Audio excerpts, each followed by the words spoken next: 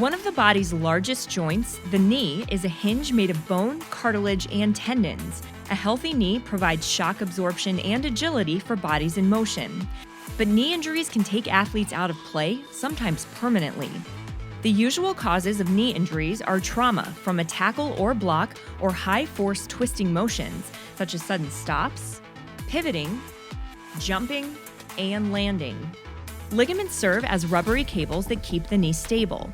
The anterior cruciate ligament, or ACL, runs diagonally behind the kneecap, crisscrossing inside the joint with the posterior cruciate ligament, known as the PCL, to attach the tibia or shin bone to the femur, the long bone inside the thigh.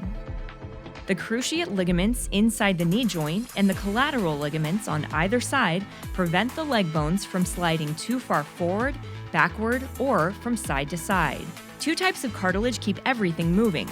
Articular cartilage, white, rubbery, and slick, caps the femur and tibia to facilitate gliding motion. Meniscus cartilage is the spongy, shock-absorbing tissue on the head of the tibia. When an injury occurs to any one of these structures, pain and swelling are the result. See a sports medicine doctor as soon as possible to begin the healing process. Or, if it's a really bad injury, to surgically repair the damage to prevent it from getting worse.